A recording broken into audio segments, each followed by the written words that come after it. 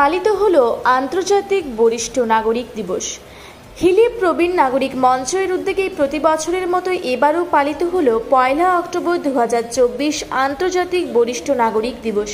বিশিষ্ট ইতিহাস গবেষক অধ্যাপক হিমাংশু কুমার সরকার মহাশয়ের নেতৃত্বে হিলি বিবেকানন্দ বিদ্যাপীঠে সকাল 10টা থেকে বিকেল 3টা পর্যন্ত আজ চলল আন্তর্জাতিক বরিষ্ঠ নাগরিক দিবস উপলক্ষে নানান অনুষ্ঠান, প্রদীপ প্রজ্বলন এবং উদ্বোধনী সঙ্গীত ও অতিথি বরণের মধ্য দিয়ে আজকের এই বরিষ্ঠ নাগরিক দিবস অনুষ্ঠান শুরু হয়।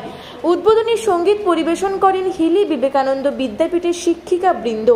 আন্তর্জাতিক বরিষ্ঠ নাগরিক দিবসের উপর তাৎপর্য আলোচনা করেন অধ্যাপক হিমাংশু কুমার সরকার মহাশয়।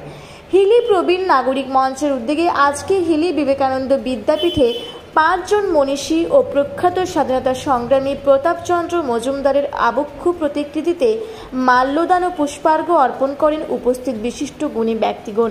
এই 5 জন মনীষী হলেন বিদ্যাসাগর, রবীন্দ্রনাথ ঠাকুর, নেতাজি সুভাষচন্দ্র বসু, স্বামী বিবেকানন্দ এবং স্বাধীনতা সংগ্রামী প্রতাপচন্দ্র মজুমদার।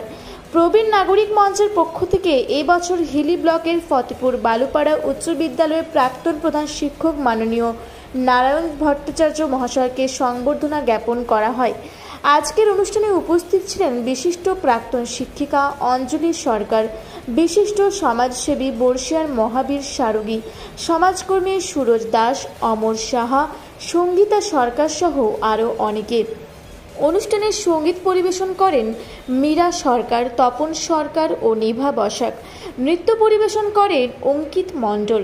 ছড়া পরিবেশন করে ধর্মিষ্ঠা সাহা ও অদ্রিজা ঘোষ। সমগ্র অনুষ্ঠানটি সুন্দরভাবে সঞ্চালনা করেন গৌরাঙ্গ শীল।